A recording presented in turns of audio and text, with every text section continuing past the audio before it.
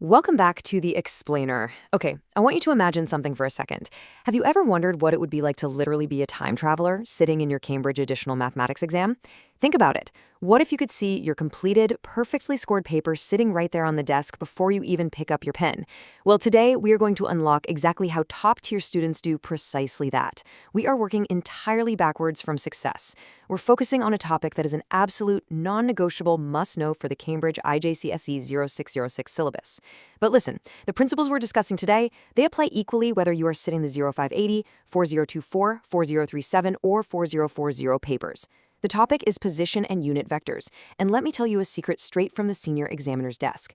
Knowing and using position and unit vectors appears in every single Cambridge examination series. Literally every single one. It is a guaranteed topic, and yet, despite knowing it's coming, thousands of students walk into that exam hall completely blind to the actual strategy required to ace it. So today, we are transforming this explainer into your ultimate insider strategy guide.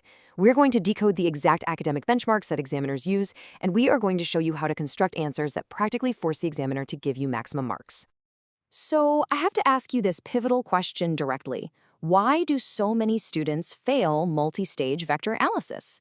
Take a moment and really think about this. You probably know the formula for the magnitude of a vector, right?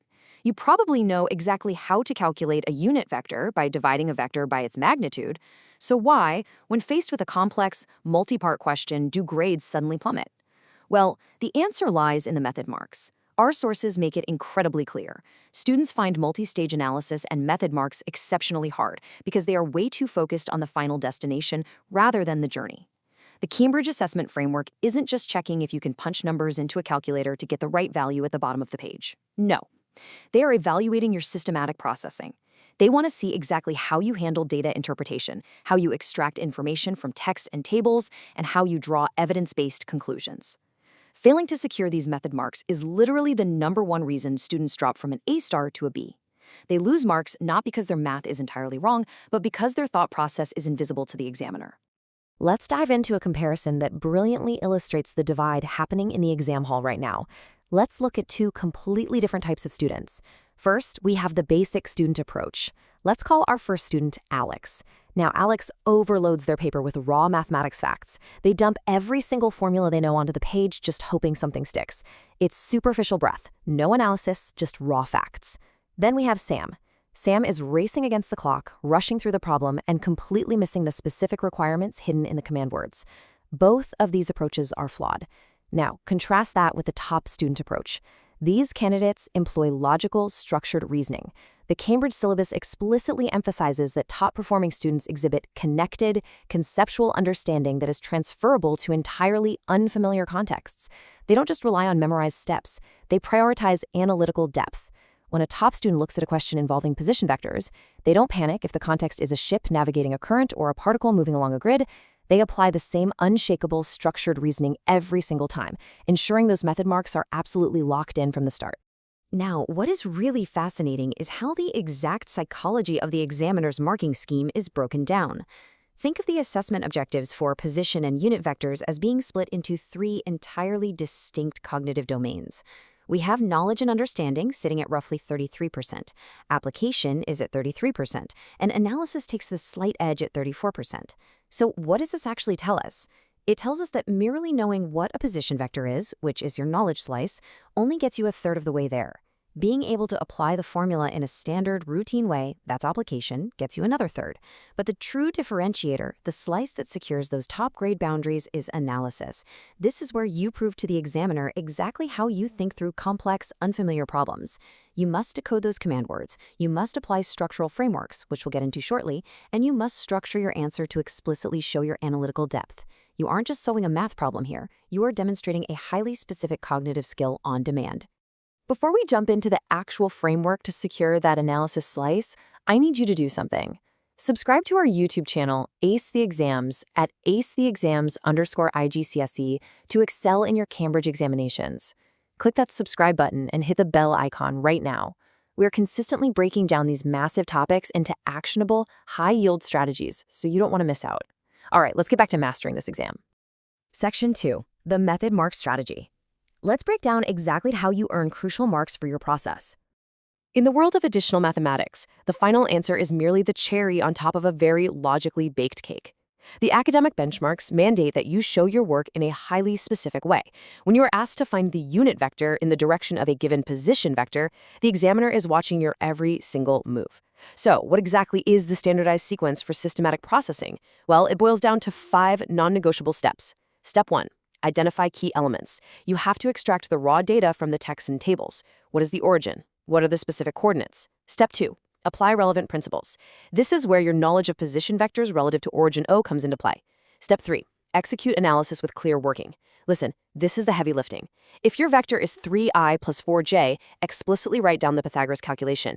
The square root of 3 squared plus 4 squared equals 5. Do not skip lines assuming the examiner is just going to connect the dots for you. They won't. Step 4. Verify results.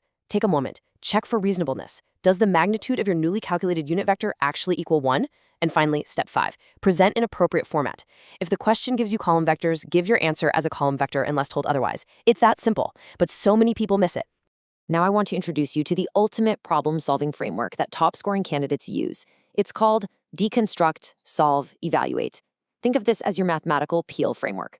In essay subjects, you might use point, evidence, explanation, link, right? Well, in Cambridge Mathematics, we use deconstruct, solve, evaluate. First, you deconstruct. You break that complex, multi-stage word problem into logical, bite-sized steps. You identify the given information, then you solve systematically, using the 5 steps we just walked through. And finally, and honestly this is where the analytical depth really shines, you evaluate. You check for reasonableness, and in higher-level application questions, you make justified recommendations based entirely on your mathematical evidence. When you face an unfamiliar context, like a multi-stage vector problem involving relative velocities or complex geometry, this blueprint is your anchor. It completely prevents panic and provides a highly reliable engine to drive through the toughest 0606 questions. So a huge part of this is how you handle that evaluate stage, especially when data interpretation skills are critical. Evaluating evidence quality in mathematics means actively looking at the structure of the problem itself. Top students do a few key things here. They actively identify limitations.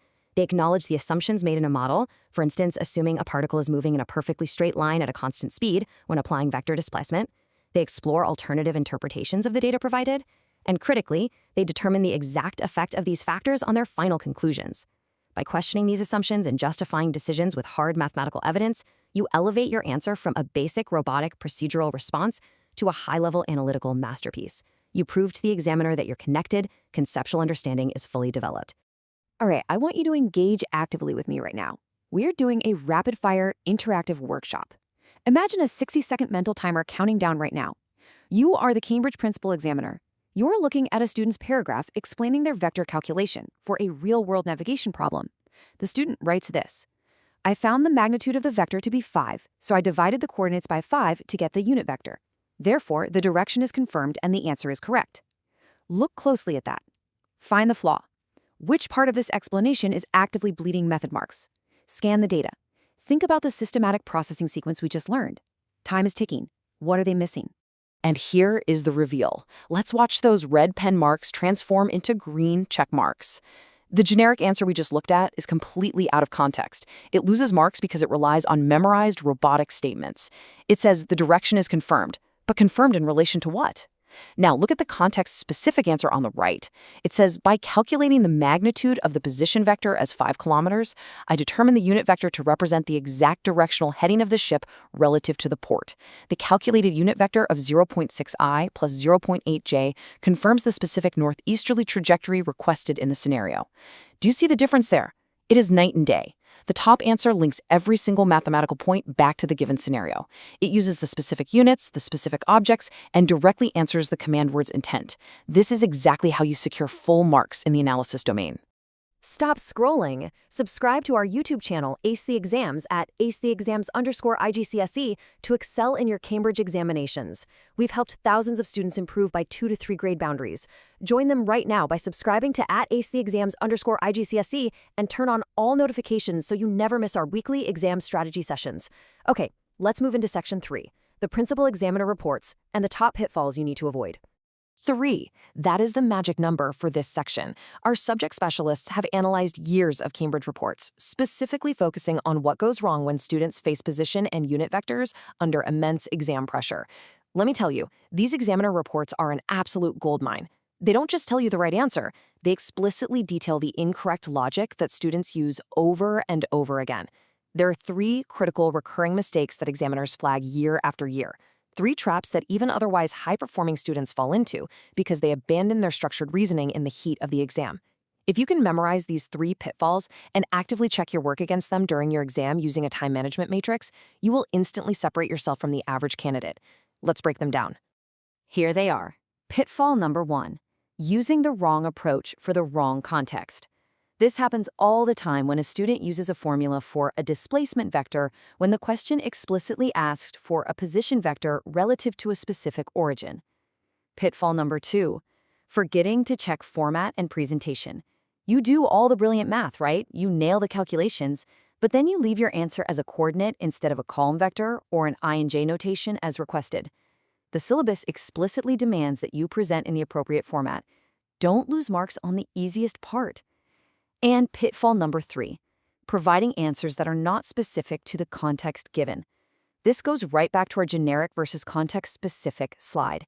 If the math describes a physical situation, your final statement must reflect that physical reality. Do not just leave a naked fraction floating at the bottom of the page. Tie it back to the question. And this brings us to a massive, flashing red examiner alert. Read this quote directly from the source material.